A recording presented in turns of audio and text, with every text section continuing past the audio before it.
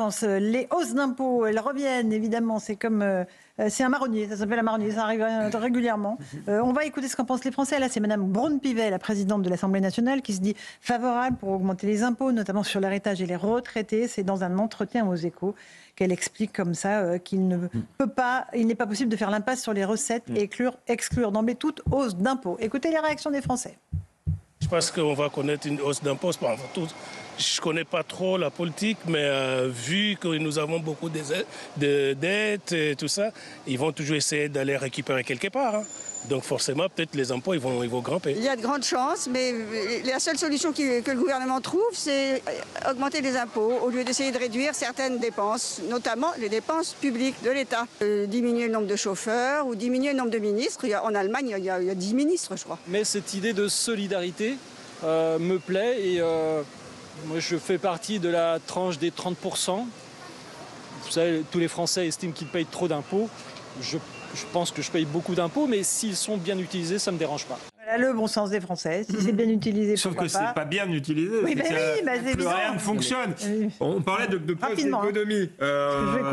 On pourrait en citer plein, la bureaucratie, les transferts sociaux, les agences type Arcom, la question des retraites, la question de l'immigration qui pèse sur les services publics et qui a des répercussions en termes d'insécurité. Mais rien qu'un exemple très récent, on a, avec la loi pluriannuelle sur l'énergie, on continue, on a investi 200 milliards dans des éoliennes et du photovoltaïque alors qu'on n'en a pas besoin, que ça pollue. Donc là, on est en pleine folie. Plutôt que de miser sur le nucléaire, qui serait une source d'énergie propre et peu coûteuse. Écoutons juste Laurent Wauquiez qui, lui, alors, évidemment, a bondi quand il a entendu parler de hausse d'impôts. Laurent Wauquiez. Notre objectif, il est très clair. C'est de dire au gouvernement, on est prêt à s'engager sur un pacte budgétaire dans lequel il y a 100% d'économie, 0% d'augmentation d'impôts. Notre pays a le record des prélèvements obligatoires. Et donc la facilité, évidemment, ça va être de nous expliquer qu'en fait, il faut que tous les Français fassent des efforts et donc on augmente à nouveau les impôts. Nous, notre conviction, c'est que 100% des économies doivent être faites sur l'État, sur la lutte contre l'assistanat, sur la fraude sociale, mais aucune augmentation d'impôts. Et oui, très clairement, l'objectif, c'est de mettre la pression sur le gouvernement pour que François Bayrou comprenne qu'on ne votera pas un budget avec à nouveau des augmentations d'impôts. C'est impossible. On a le record des prélèvements obligatoires en France. C'est ce qui est en train de tuer notre pays. C'est toujours la France qui travaille, les retraités, les classes moyennes qui payent. Stop. C'est évident ce que dit Laurent Wauquiez. Pour vous, Édouard Tétrault ? Oui, on a un sujet, c'est que moi je connais aucun investisseur, aucun chef d'entreprise aujourd'hui qui n'est pas profondément inquiet de la rentrée, pas la rentrée sociale, mais du fait qu'on ne va pas pouvoir boucler le budget. Et déjà, on a un niveau d'incertitude qui est tel que toutes les décisions d'investissement, d'embauche sont en ce moment gelées. Parce et si on n'arrive pas à boucler le budget, on va avoir un rendez-vous avec les marchés. Et là, en fait, on remet une pièce dans la machine en disant, en plus, il y a un risque d'augmentation des impôts, ce qui va inhiber encore plus les agents économiques. Donc là, en fait, il me semble qu'on arrive un petit peu au bout du chemin. On a un rendez-vous sérieux cet automne. Oui. Avec qui ?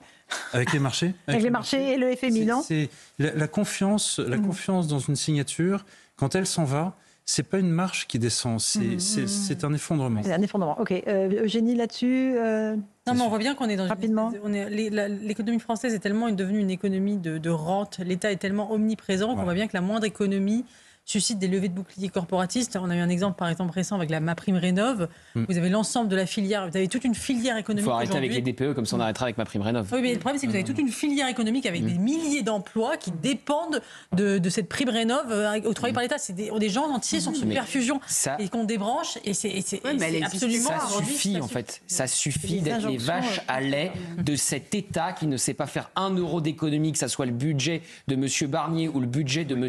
Bayrou. Vous avez raison de rappeler M. Barnier. Parce que... de faire tourner cet État obèse qui n'arrête pas de dépenser sans compter, qui gaspille de l'argent avec des commissions théodules qui ne servent à rien, avec des hauts conseils au plan, avec des conseillers régionaux et départementaux qu'on pourrait fusionner. Ça suffit. Ce millefeuille territorial ou cette lasagne territoriale, vous l'appelez comme vous voulez. J'ai appris qu'en Belgique, ils appelaient ça la lasagne territoriale. Nous, c'est original.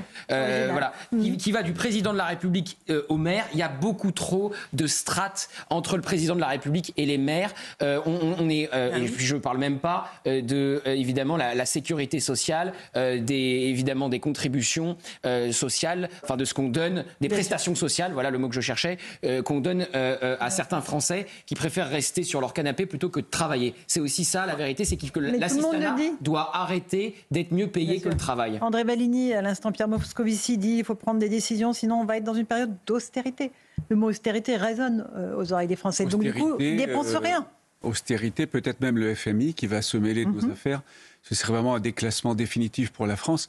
Quant aux économies, Gauthier Lebret vient de parler du millefeuille territorial. Pour avoir été en charge au gouvernement de la réforme territoriale, je souhaite bien du courage à celui qui voudra à nouveau remettre l'ouvrage sur le métier. La réforme territoriale de François Hollande. Parce que justement, quand on s'attaque au millefeuille territorial, on se heurte à des corporatismes, à des conservatismes incroyablement puissants. D'ailleurs, ça a été mis en place pour récompenser certains élus, parce qu'aujourd'hui, ce n'est pas possible. On ne peut pas avoir la commune, l'agglomération, le département, la région, et tout. Allez, il nous reste un peu de temps. Je voudrais qu'on passe la parole à Édouard Tétrault pour sa chronique du JD News. 19e contre-proposition. C'est très simple. Vous dites à l'État et aux grandes entreprises, payez plus vite vos factures. Oui, alors c'est vrai. Ça a l'air d'être une proposition un peu vintage, mais elle n'est pas là pour la galerie. En fait, c'est un sujet assez sérieux. Les défaillances d'entreprises explosent là, en ce moment. On est revenu, vous verrez le graphique dans le JD News, on est revenu à un plus haut depuis une dizaine d'années, avec 68 000 défaillances d'entreprises l'an dernier. Terrible. On a quasiment 20 000 au premier trimestre, et en fait, ça s'accélère. Alors, les raisons invoquées sont connues. Il y a la hausse du prix de l'énergie, la hausse des taux d'intérêt, les tarifs Trump, et le fait qu'on doit rembourser les prêts Covid. Bon, donc on a un tissu d'entreprises extrêmement fragilisé aujourd'hui. Enfin, on ne va pas remettre de l'argent, de la dette nouvelle pour les aider à franchir. En revanche, il y a une chose que les grands donneurs d'ordre et l'État d'abord peuvent faire. Ça a l'air tout simple, mais si vous savez à quel point ça va transformer la vie des gens, c'est payer les factures en temps et en heure. Pour les trésoreries, parfois ils payent à 120 jours. À 120 jours. Voilà. Comment vous faites quand vous êtes une petite entreprise ? Exactement. Alors l'État est le pire des mauvais payeurs, pardon pour la tautologie, mais il faut aussi dire que certaines grandes entreprises, pareil. Dans une espèce de réflexe de le petit doit avoir mal et doit quémander plusieurs mois sa dîme, il y a quelque chose d'assez... il y a un très mauvais réflexe à casser. Les chiffres sont dingues. Hein. C'est 55% des PME françaises refusent de répondre à des appels d'offres de l'État parce qu'il est trop mauvais payeur. En 2022, il manquait 15 milliards d'euros de trésorerie dans les entreprises françaises parce qu'on payait en retard. Alors ma proposition, elle est triple. En fait, d'abord, c'est au-delà de 30 jours, vous collez un taux, le taux moratoire à un taux usurier, donc c'est 7,21%, taux légal, et vous l'appliquez automatiquement. Ensuite, pardon pour l'anglais, vous faites du naming and shaming, c'est-à-dire industrie par industrie. Vous donnez le nom des mauvais payeurs. Et ça, c'est très facile à faire. L'Ordre national des experts comptables peut le faire très vite. Vous listez les plus mauvais payeurs, Et c'est intéressant parce que les bonnes entreprises, notamment on va pas dire les start-up, mais les bonnes entreprises dans la tech, les gens qui ont un peu d'idées, etc., ils vont voir les mauvais payeurs, ils vont dire « Ok, c'est bon, on va travailler avec les autres ». Et le troisième point, parce que les réflexes sont ancrés, etc., il faut aussi communiquer sur les entreprises qui, en 12 mois, vont faire le plus grand effort. Enfin bref, si vous êtes trésorier, directeur financier, et si vous êtes dans l'État, vous avez une responsabilité là-dessus. C'est pas la charité, hein, c'est comme disait Alexandre Jardin sur le sujet, on ne demande pas grand-chose. Juste payer en temps et en heure, vous allez, 1, transformer l'économie, 2, désinhiber des décisions d'investissement, d'embauche qui aujourd'hui sont complètement gelées, et 3, c'est comme ça qu'on refait l'unité économique et sociale d'un pays.